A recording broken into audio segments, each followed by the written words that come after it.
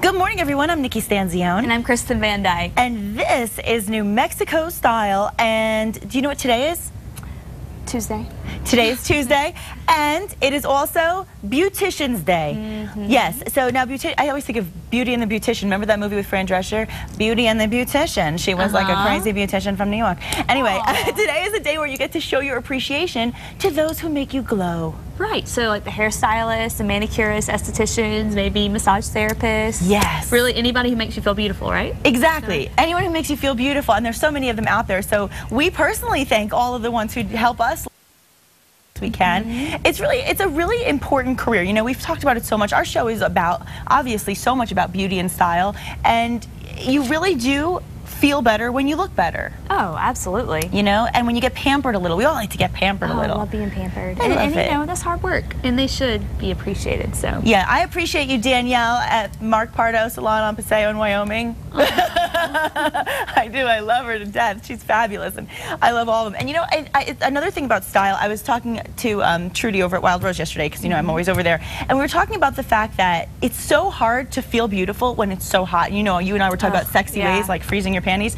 But aside from that, there's other things you could do, like dressing in clothes that are really lightweight. Like today, I'm wearing this. It's so lightweight, and it's so hard to find clothes like that, because like the maxi dress I know is really popular this season because it kind of takes you from day to night. You can kind of get away with it, casual or dressy, but it's really lightweight, and it's so hard to find those clothes that you look the best, but you don't feel so hot. This weather is crazy. It is really hot, and it's not going anywhere. So, and we'll talk about that, of course, in the forecast. But great. You didn't do any mountain biking yesterday, did you? No.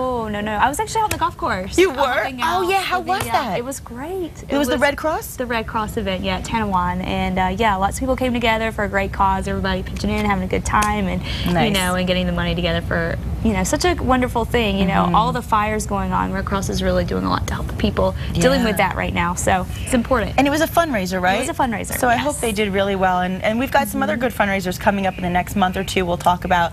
I know that the James Douglas Show and Stephen Michael Casada have their big that they do. I think it's at Chamisa. Is that where they do it? At the golf club. We'll talk about it in the next couple weeks. But lots of good things coming up where you can get outdoors, have a good time, and do it all for a good cause. Yes, gotta love that. That's the key. Oh, and I don't know. You're not watching The Bachelorette, right? I've been kind of following it. I have been. I told you you'd love Emily, right? We love Emily. She is. How cute is she?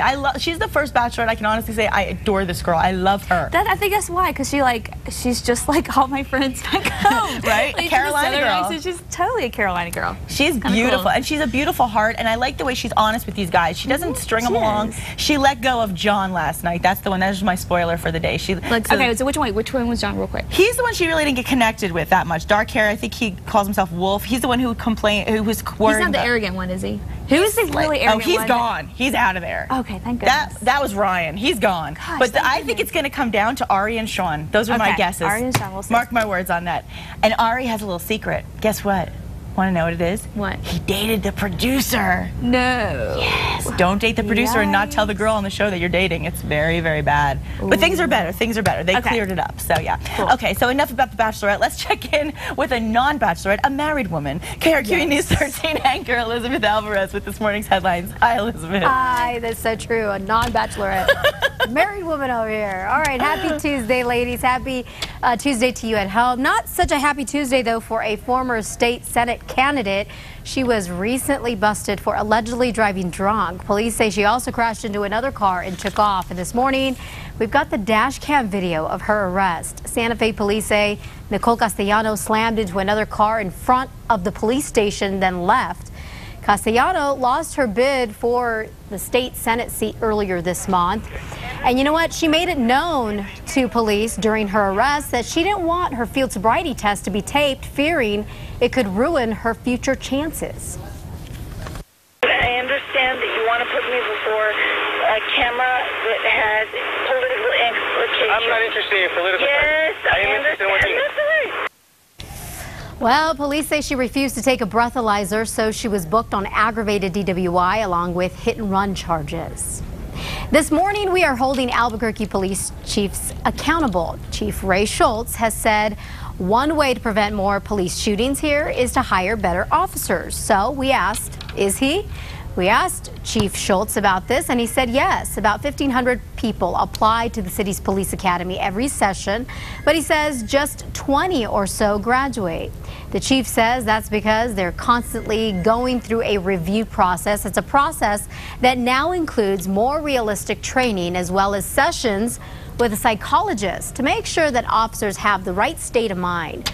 A lot of the 24 people police have shot in the last few years have had mental issues. The guy or gal comes in and says, I'm going to go in and I'm going to arrest all the bad guys. I'm going to go in and crack heads. Obviously not the person we want. And we're looking for people that, you know, really genuinely want to go out and help and make a difference in the community. Chief Schultz is also now making all officers wear lapel cameras so it's easier to review what they do on calls. Governor Susana Martinez says New Mexico colleges must do more to help students graduating from high school. A recent national report gave the state's public colleges some of the lowest grades in the country for academic performance and graduation rates. It showed about half of New Mexico's college freshmen need remedial English or math. Yesterday, the governor was in town in Albuquerque, and she actually challenged all 2-year and 4-year colleges to improve their remedial programs to help keep those students in college. All right, so we can find out today whether or not the Bosque will be closed from Bernalillo to Socorro. This has become an annual discussion among local leaders because of scenes like this last week near Corrales. A human-caused fire ripped through 350 acres. Leaders today will decide whether it's safer to close part of the Bosque to keep troublemakers out or keep it open so responsible people who enjoy the Bosque aren't punished. Officials from Sandoval, Bernalillo, Valencia, and Socorro counties will meet around 1:30 this afternoon with officials from the Middle Rio Grande Conservancy District. Right now, visitors, by the way, to the Bosque cannot use grills, smoke in open areas, or use fireworks of any kind. We're, of course, staying on top of that story and bring you the latest on that. And this morning, funeral services are being set for Navajo code talker Frank Chi Wileto. He died Saturday at his home in Pueblo Pintado, New Mexico. Wileto became a code talker with the U.S. Marines 6th Division back in 1944. He got the Congressional Silver Medal in 2011 and was the vice president of the Navajo Nation at one point. Frank Chi Wileto was 87 years old. And that wraps it up for your Tuesday morning headlines. Be sure to catch Matt Morrow, Kristen Van Dyke, and me every weekday morning on KRQE News 13, beginning at 4:30 a.m. Ladies, going to send it back to you. Thanks, Elizabeth. Thanks. We were deep in conversation about the whole process of The Bachelorette, and if you, as a woman or a man, are watching somebody that you are in love with or care about being with someone else that they have been with physically or emotionally, it's got to be torture to watch. It's got to be tough. Are you kidding me? I think for any woman. Yeah. I can tell you right now, I don't want to look at somebody I love with someone else. Even it's one thing if you know it, it's another thing to have to see it. Let me tell you a that's not secret fun. here. I dealt with this for 4 years before I married my husband. Elizabeth, No joke. you should write a book. I will read it. Yeah, our story is pretty interesting. But We'll have to do a yeah. special So I on know that. exactly what it feels like. Okay, Oh, good. I'm glad for the happy ending. 4 Yes, years. very happy ending though. So that Yeah, gives us hope, goodness. Elizabeth. We're gonna definitely have to do like a love special one of these days about dating and love and heartbreak and Oh, it's such a big topic and so many I don't know. women It might care. depress people. Yeah. We might depress people. They'll be like, it's hopeless out there. Well, here's something else that's kind of depressing. This kind of shocked me. Okay, if it looks like chili and it tastes like chili, is it authentic New Mexico green chili? Well, the chili that we all know and love is actually at the center of a global controversy. Yeah, that's because some of it's actually imported from other countries like Mexico, Peru, and even China, but it's actually passed off as New Mexican chili. But a new state law goes into effect this Sunday, and if you buy a chili product that is made in New Mexico, it better be. State agriculture inspectors will pull chili products off shelves that are not grown in New Mexico. Good. So, wait, only the ones that claim they're made in New Mexico, right? Yeah, they have to really be made in New Mexico or else they're gone. They're gone. No more. No more. Good, I like that because I want do my too. green chili, red chili right here. Yeah, I mean that's part of the fun and the authenticity of being here in New Mexico, eating that chili, knowing it's from here. Yeah. So get out of here and all that other stuff. I missed it when I was home, Kristen. I had a burger. My family and I went out for a burger one night, and I was like, I'll have a green chili burger. They're like, what? What are you talking about? So it is. It's tough to be away from. It really It's is. hard. It really is. Well, there are more changes to Facebook this morning. The social network is changing your email address without your permission. Yeah, Facebook is actually changing the email address that you provide to them to one that now ends in @facebook.com. Users have noticed their @facebook.com address being listed and their other email addresses are being hidden. But here's the good news is that users can change the email address to what they want. All you have to do is change your settings. So, you know, it's a pain in the neck. Facebook does that all the time. I swear. They change the set. I have my privacy, everything I have set up I wanted to be. And like, Right. I wish that they would say, okay, we're making these changes, and they let you go. And if you want to adapt to them, then you can. But they just do this little sneaky thing where they change things without you knowing, and then you're like unprotected or whatever's happening. There's no warning. You don't even know. You don't even know. And then you have to wonder, like, Exactly. who's seeing what because they already are changing all these settings. Are they changing other settings that we don't even know they're changing? You know what I mean? You know, so there's But a at lot least going on. we're in the know and we're telling you about it now. So you can go ahead and do that. So that's a good thing. All right. Now, Loving Thunder Therapeutic Riding, located in Rio Rancho, serves individuals of all ages with physical and/or developmental challenges. Right, the program provides an equine experience that encourages them to achieve new levels of success and independence. We provide horseback riding for individuals with physical and mental disabilities. I have a special needs daughter that rode in a hippotherapy program for many years, and she kind of reached the peak where she wasn't getting much therapy out of it anymore, but needed to continue to ride. And so I knew the benefits that she had gotten and knew that it was going to make a difference in people's lives. And parents generally have a really hard time finding meaningful recreation for children with special needs. And so I decided to start the program to fill that gap. It makes them feel special. It makes them have a self-confidence that they don't normally get to have. All of a sudden they're sitting up taller than everyone else in the world. They're controlling a 1,000-pound animal. And it really gives them a huge boost of confidence. Oh, I love the horses here. Yeah. They're nice. Well, they come in and they groom their horse. They have to tack their horse to whatever level they're able to. We ride for about 25 minutes. They're expected to do everything that you and I would have to do to ride a horse. We have a riding lesson, so something that fits along with learning how to ride a horse, reining, stopping, backing up, those kinds of skills. And then we do a little fun game each time too. We have a website, it's lovingthunder.com. On that website are applications for both riders and volunteers.